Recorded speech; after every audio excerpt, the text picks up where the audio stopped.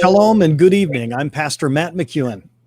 Shalom und guten Abend, ich bin Pastor Matt McEwen I'm glad to be with you here this week. und ich freue mich, wieder mit euch zu sein diese Woche. Every week we gather together at this time for this program called The Depths of the Pardes. Und jede Woche versammeln wir uns zu diesem Programm, das in der Tiefe des Pardes genannt wird. As you can see on your screen, we have 4 Hebrew words. Wie ihr seht hier auf dem Bildschirm, da haben wir 4 hebräische Worte.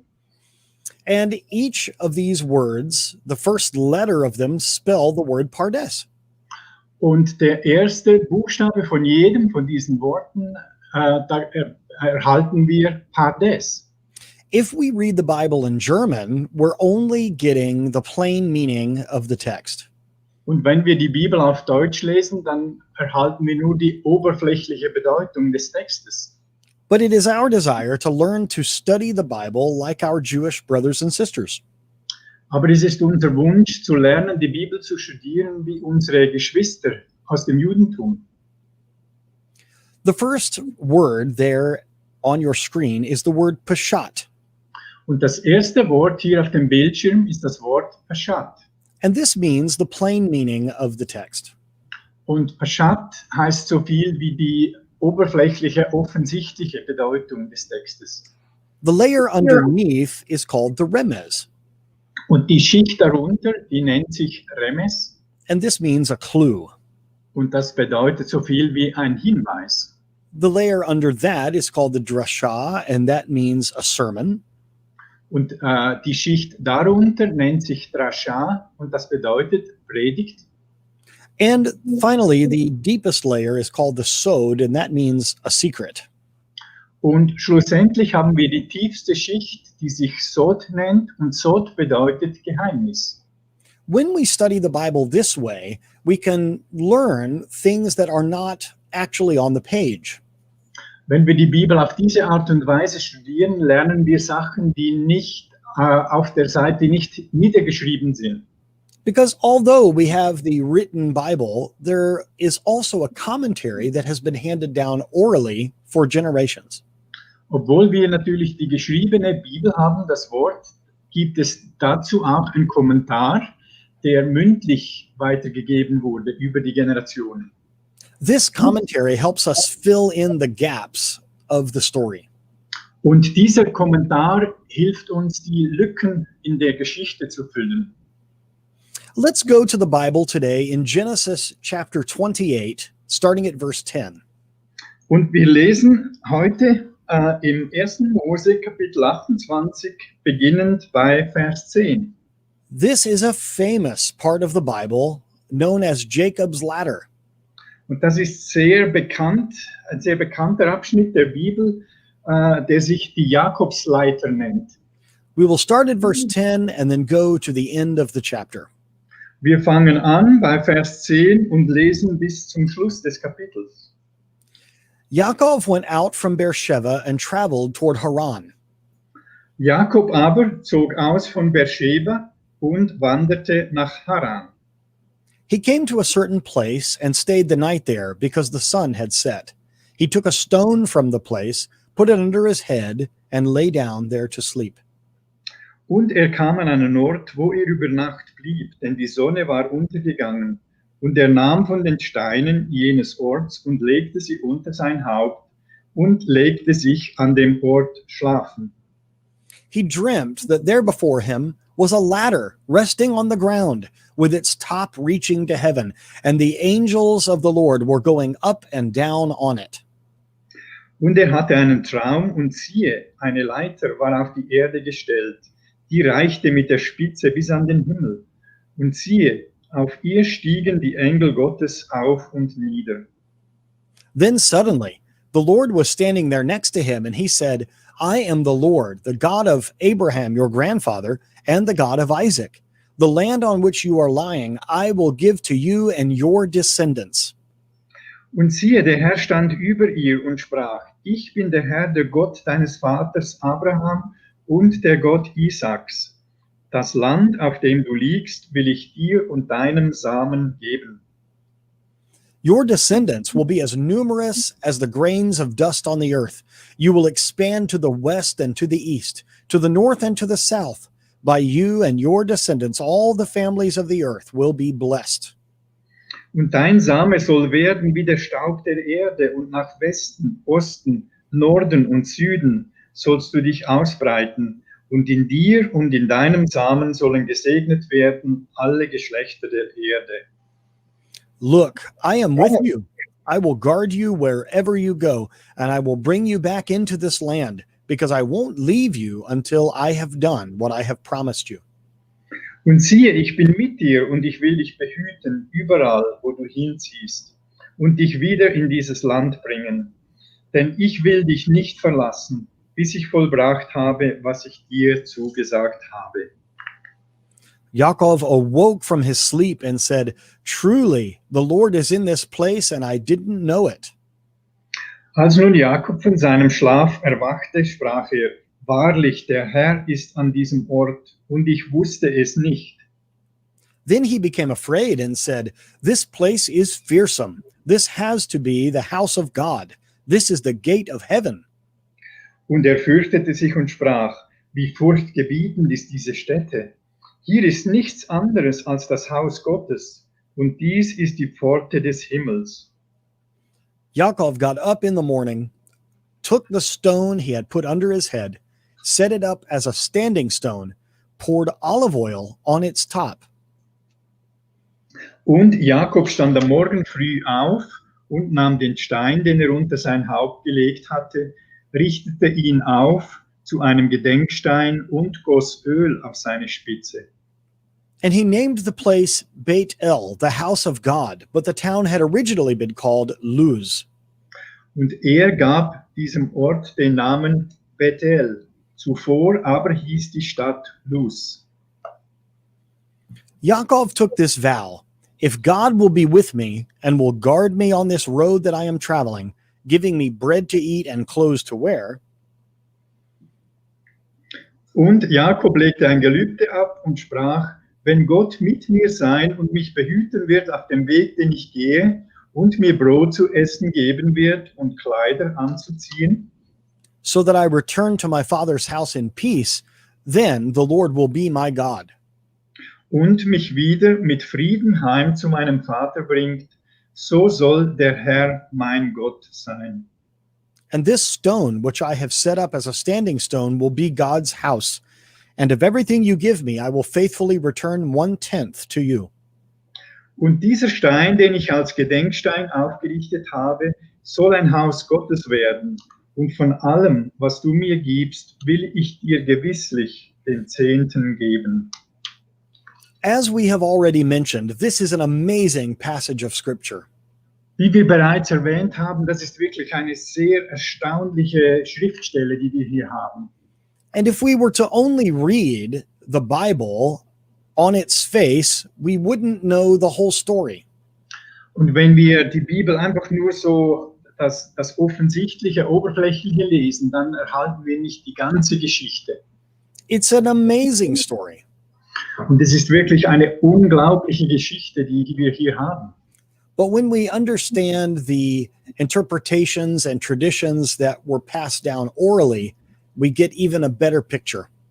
Aber wenn wir die Interpretationen und die Traditionen verstehen, die mündlich weitergegeben wurden, dann erhalten wir ein viel besseres, gründlicheres Bild.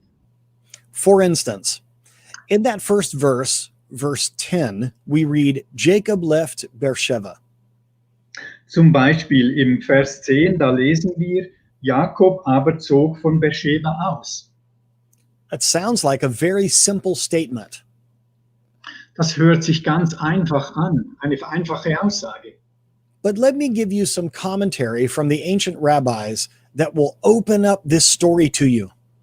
Aber ich möchte euch einen Kommentar geben von den Rabbinern von früher, die eure Augen öffnen werden. Because Jacob leaving Beersheba is not just a man changing location. Weil wenn Jakob da auch von Beersheba weggeht, bedeutet das nicht nur, dass er den Ort gewechselt hat. There is something spiritually that is happening here. Da ist etwas Geistliches, das hier passiert. Let me read to you from this commentary. Ich möchte euch von diesem Kommentar vorlesen. While Jacob was living there, his righteous conduct inspired the inhabitants of the city to behave properly.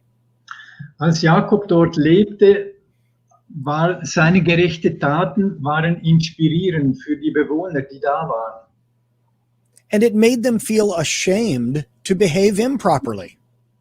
Und sie hatten dann ein Schamgefühl, wenn sie sich eben so nicht benahmen, wie es richtig wäre.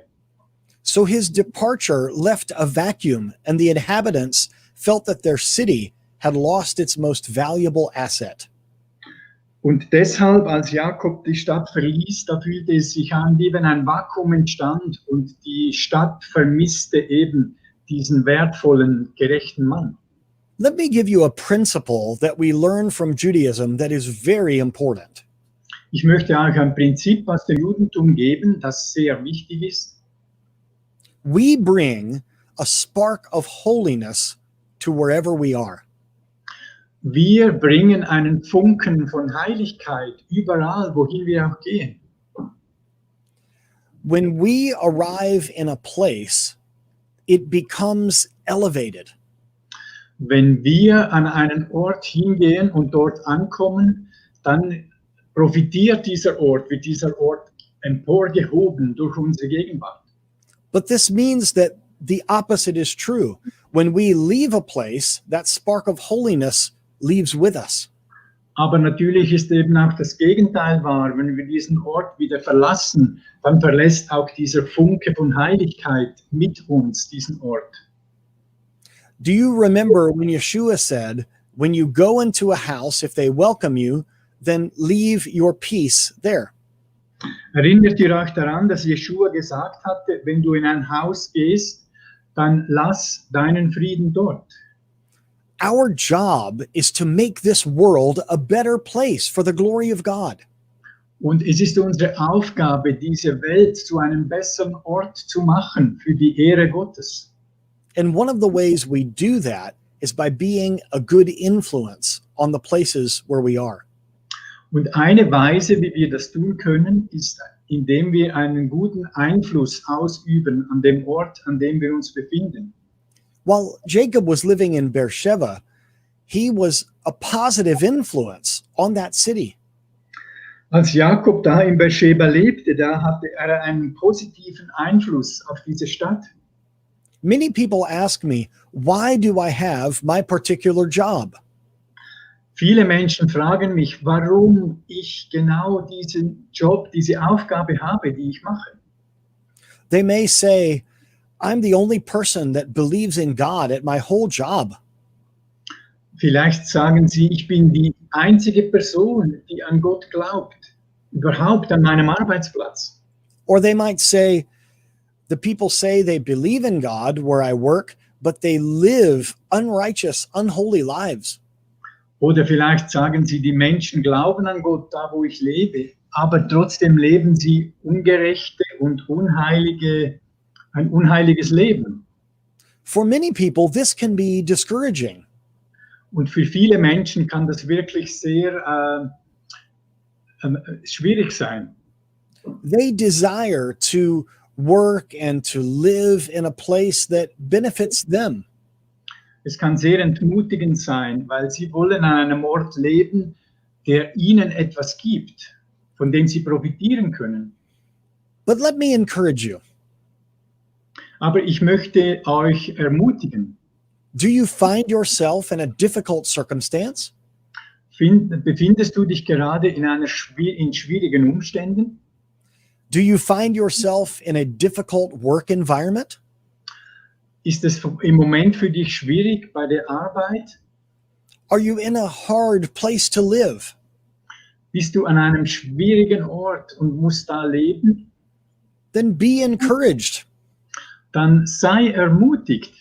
You have a tremendous opportunity to bring the sparks of God's holiness into that place. Weil du eine gewaltige Möglichkeit hast, eben diesen Funken der Heiligkeit an diesen Ort zu bringen. Maybe we are not in our job for the benefit that we receive. Vielleicht sind wir nicht an unserer Arbeit, an dem Arbeitsplatz, um zu erhalten. Maybe we are there for the good that we can do. Vielleicht sind wir dort eben für das Gute, das wir geben können, das wir tun können. There's another wonderful story that takes place behind the scenes that's a part of the Jewish tradition. Und da gibt es eine weitere wunderbare Geschichte, die da hinter den Kulissen abgeht, sozusagen, und ist auch Teil von der Tradition. And this is about a man named Eliphaz. Und es handelt sich um einen Mann namens Eliphaz. He was a son of Esau. Und er war einer der Söhne von Esau. And if you remember, one of the reasons that Jacob left was to separate himself from Esau. Und wenn ihr euch richtig erinnert, einer der Gründe, warum Jakob da auszog, war, um wegzugehen von Esau. And the only reason the Bible tells us that Jacob was going to reunite with Esau is that he heard Esau's anger had calmed down.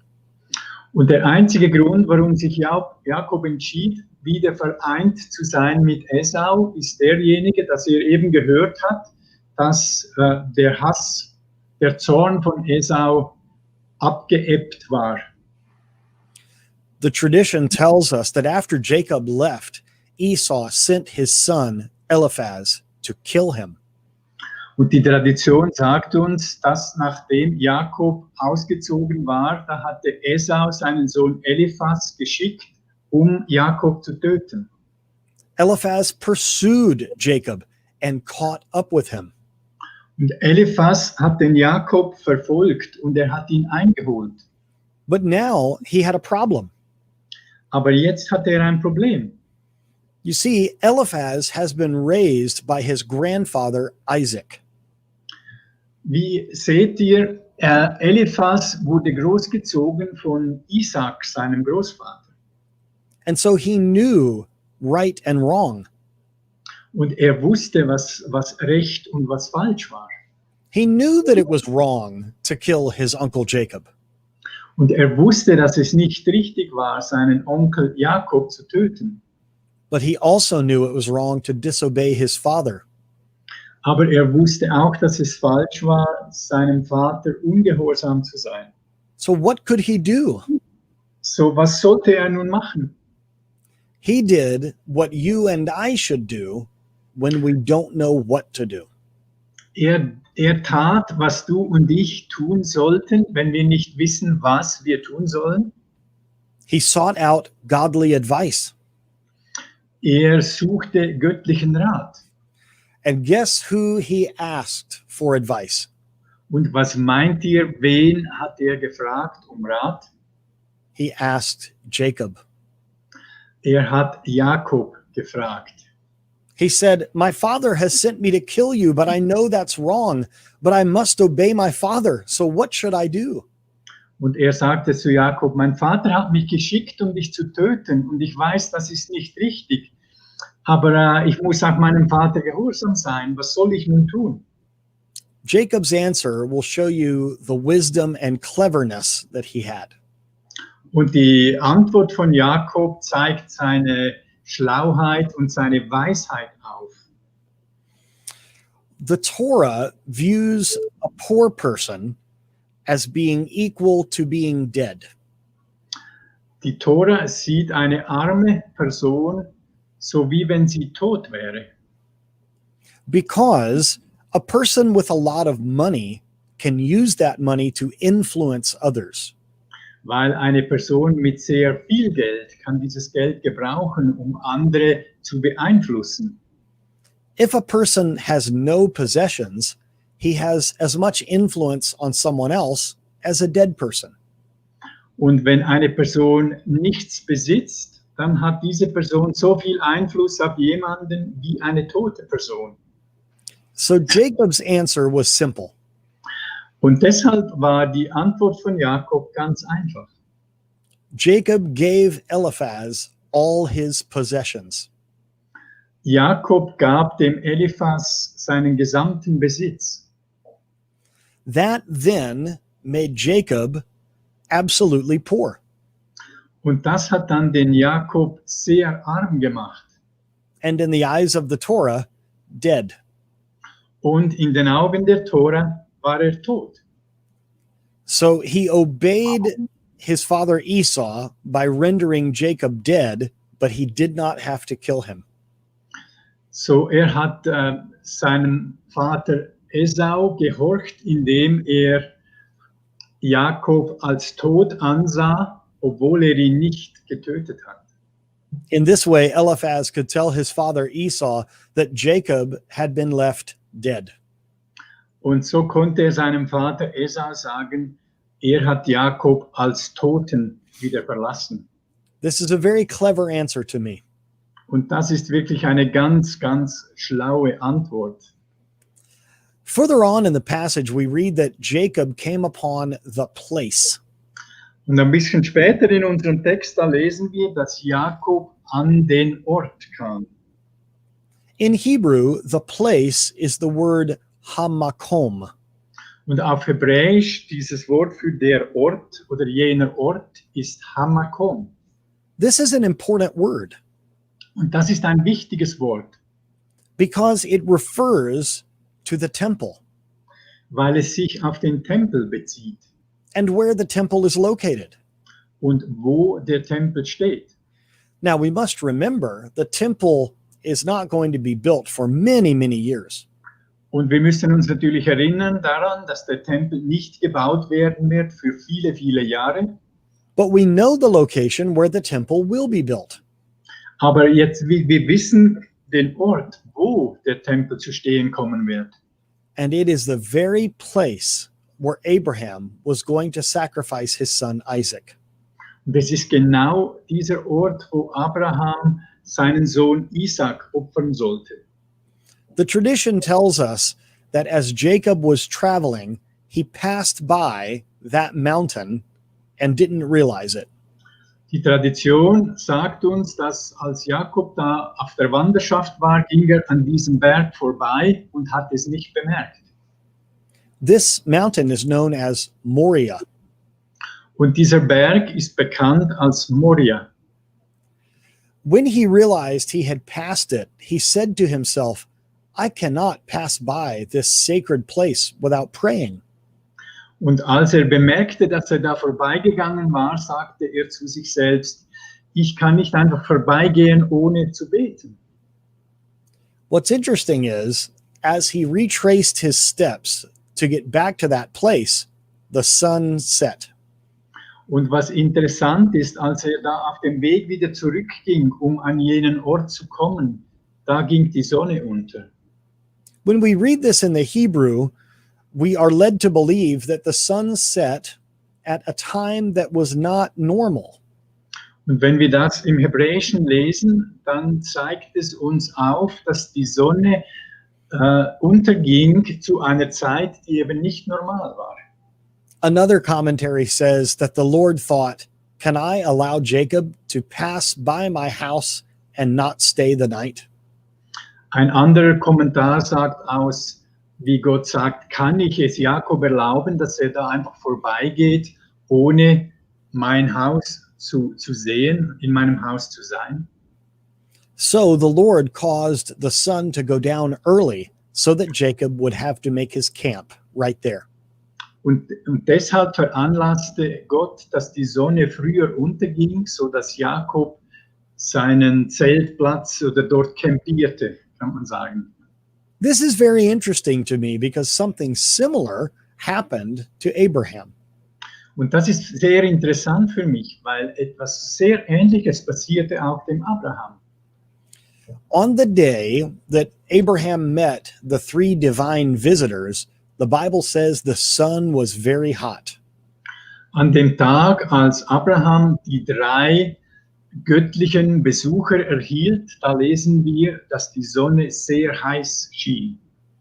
And tradition tells us that the Lord made the sun very hot so that people wouldn't be traveling that day and bother Abraham.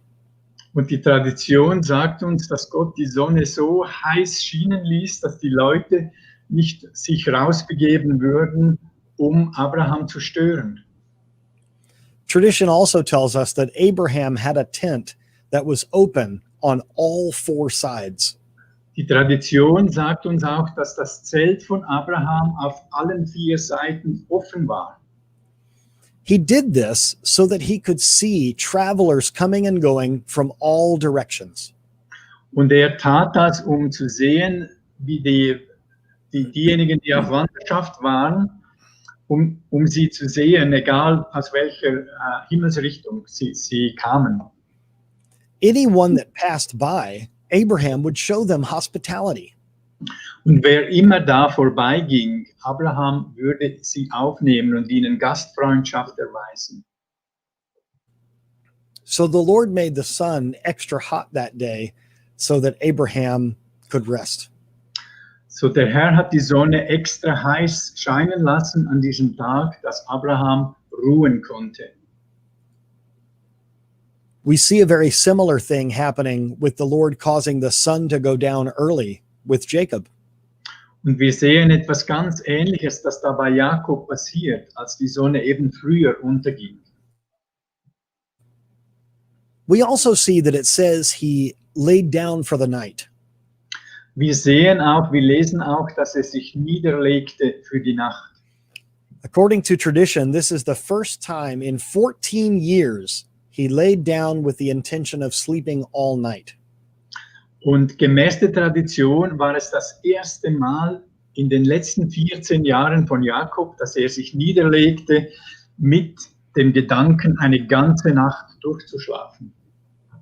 We are told that earlier in Jacob's life, he was studying in the tents of Shem and Eber.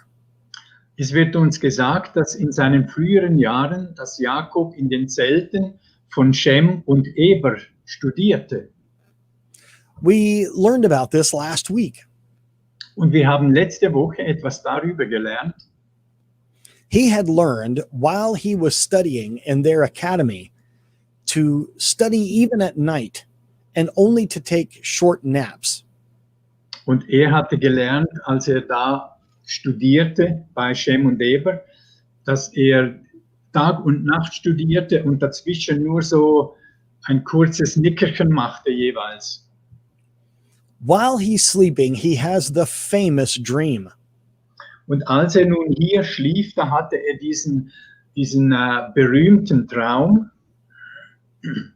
And before he goes to sleep, it says that he took some of the stones and placed them around his head. Und bevor er sich schlafen legte, lesen wir, dass er einige Steine nahm und sie um seinen Kopf herum hinlegte.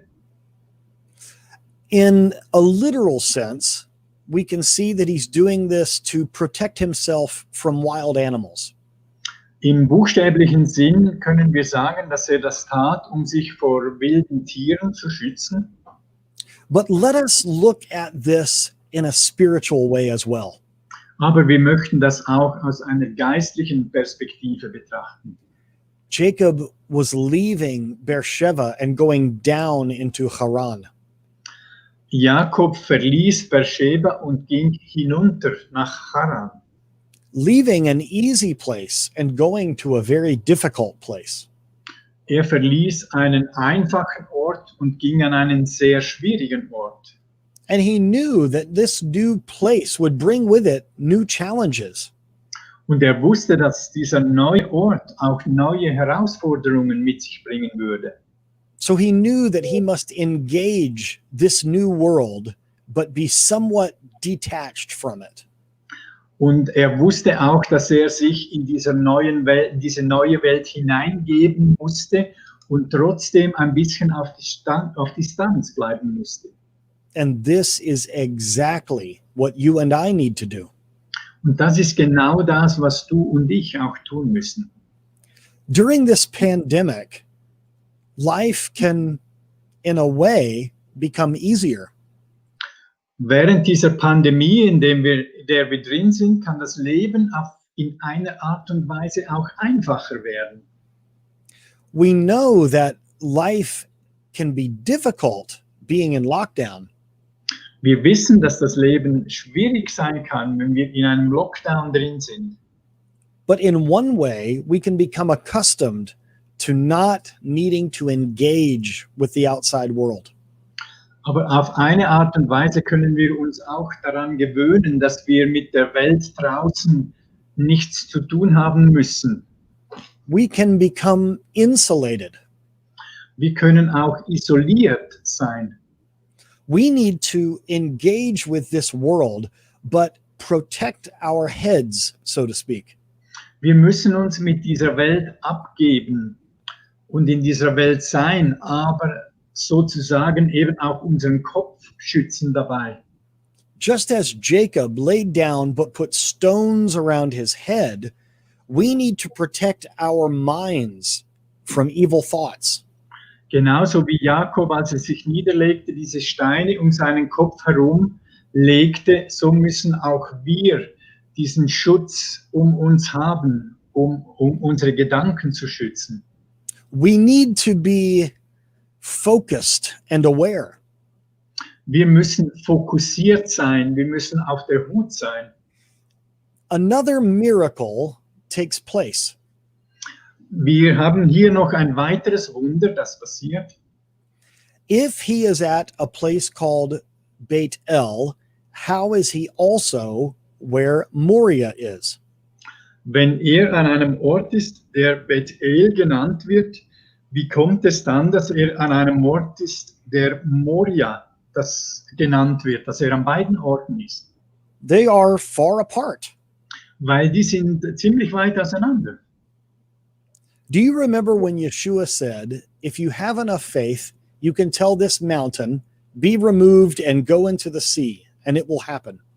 Könnt ihr euch erinnern, dass Jeshua gesagt hat, wenn du genug Glauben hast, dann sprich zu diesem Berg, hebe dich weg und wirf dich ins Meer und es wird passieren. Well, something similar happened here. Nun, etwas Ähnliches ist hier passiert. The tradition gives us a very interesting statement. Die Tradition gibt uns eine sehr interessante Aussage. Instead of a mountain being removed and thrown into the sea, a mountain was brought to Jacob. Anstelle von einem Berg, der da hinweggehoben wurde und ins Meer geworfen wurde, wurde ein Berg näher zu Jakob gebracht. It says in the tradition that all of Israel shrunk down to an area of 4 cubits square that fit under Jacob's body. Und es steht da geschrieben, dass das ganze Israel sich zusammenzog und eine Größe hatte, dass es eben unter Jakobs Füßen war. When he reached Beit El, God miraculously uprooted Mount Moriah and set it down in Beit El. Als er nach Beit El kam, da hat Gott den Berg Moria hinweggehoben und nach Bethel gesetzt. How can this be?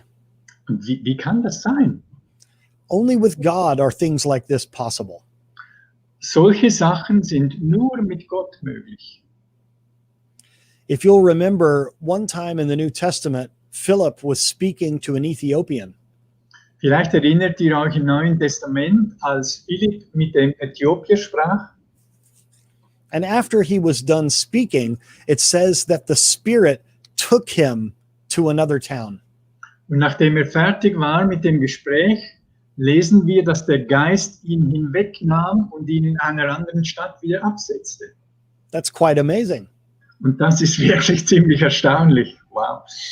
In the New Testament, the Apostle Paul talks about the rock where they got the water in the wilderness. Und im Neuen Testament lesen wir von Paulus, wo er spricht von dem Felsen, aus dem das Wasser kam. And a very ancient Jewish tradition is listed there in the New Testament. Und eine sehr alte jüdische Tradition wird da erwähnt im Neuen Testament. And that is that the rock they got the water from moved and followed them everywhere they went. Und diese Tradition besagt, dass der Fels, der da mit ihnen war, der bewegte sich mit dem Volk. Der war immer dabei, egal wo sie hinzogen. How can a rock move and follow the people?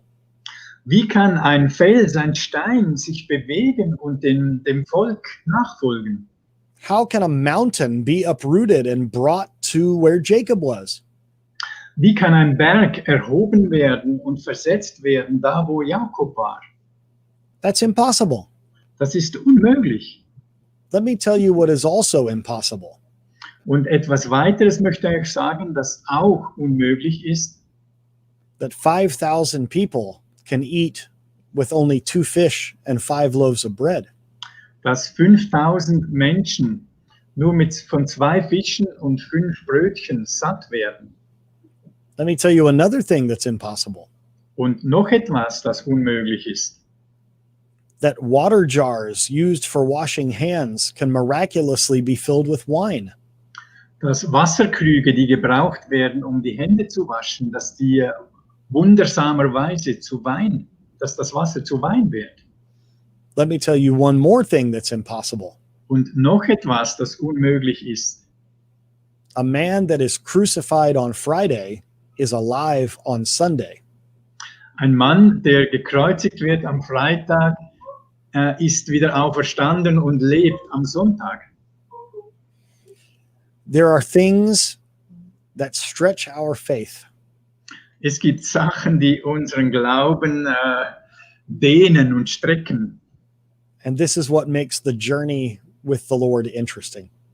Und das sind die Sachen, die eben diese Reise mit dem Herrn interessant machen. So I have a question for you. Und ich habe eine Frage an dich. Will you be comfortable in the easy place? Gefällt es dir an diesem einfachen Ort? Or will you take the sparks of God's holiness to the difficult place? Oder bist du bereit, diese Funken der Heiligkeit auch an schwierige Orte zu bringen? Will you be willing to descend to the unholy place to bring God's holiness to it?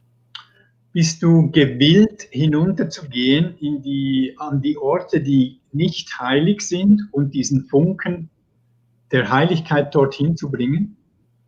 God will give us the strength to do this. Und Gott wird uns die Kraft geben, das zu tun. Can I pray with you? Ich möchte noch für euch beten. Our Father in heaven, Unser Vater im Himmel, we thank you for allowing us to be together tonight. wir danken dir, dass du uns wieder erlaubt hast, hier gemeinsam zu sein, zusammen zu sein. And I pray a special prayer for those who are watching right now. Und ich bete jetzt ein spezielles Gebet für alle, die zuhören und zuschauen. I pray that you would protect our heads just as Jacob put the stones around his head. Ich bete, dass du unsere Köpfe beschützen mögest, so wie Jakob die Steine um seinen Kopf hinlegte, um sich zu schützen. That you would protect our focus, that you would protect our thoughts and our mind as we are in an unholy world. Dass du unseren Fokus schützt, unsere Gedanken, denn wir leben in einer unheiligen Welt. And may the places we go be better because you sent us there. Und möge es so sein, dass die Orte, an die wir hingehen, besser sind, weil wir dorthin gehen. In the name of Yeshua we pray. Amen. Wir beten das im Namen von Jeschua. Amen. Thank you for joining with me again this evening. Danke, dass ihr heute Abend wieder dabei wart mit mir. We meet at this time every week Wir treffen uns zu dieser Zeit jede Woche, to dig beneath the surface. um eben unter die Oberfläche zu graben. May God bless you. Der Herr möge euch segnen. Thank you and good evening. Danke und schönen Abend.